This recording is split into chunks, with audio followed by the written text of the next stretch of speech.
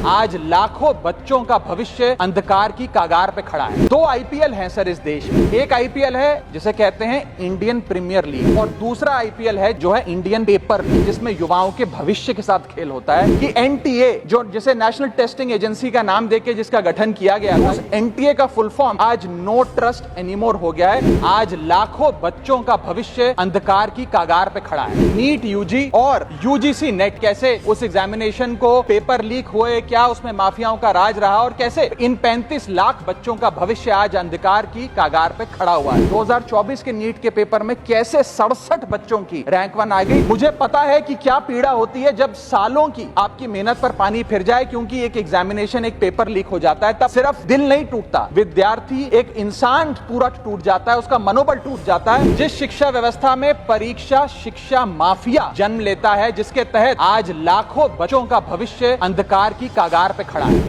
वो 35 लाख बच्चे आज इस संसद टीवी को देख रहे हैं इस उम्मीद से कि शायद उनके अधिकारों की, उनके हकों की बात होगी। भारत में दुनिया की सेकेंड हाईएस्ट स्टूडेंट पॉपुलेशन है। अगर आप प्राइमरी, सेकेंडरी और हायर एजुकेशन को जोड़ लें तो कुल मिलाकर 31 करोड़ आबादी भारत देश की स्टूडेंट्स कहलाती है, यानी कि पढ़ाई लिखाई का काम करते हैं।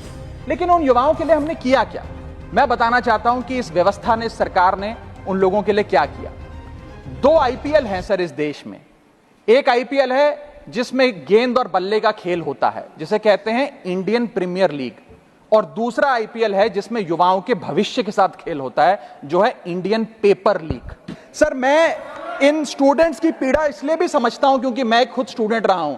इस देश की सबसे one of the most competitive examination chartered accountancy को क्लियर कर यहां पहुंचा हूं। सर, मुझे पता है कि क्या पीड़ा होती है जब सालों की आपकी मेहनत पर पानी फिर जाए क्योंकि एक एग्जामिनेशन, एक पेपर लीक हो जाता है। तब सिर्फ दिल नहीं टूटता, विद्यार्थी, एक इंसान पूरा टूट जाता है, उसका मनोबल टूट जाता है।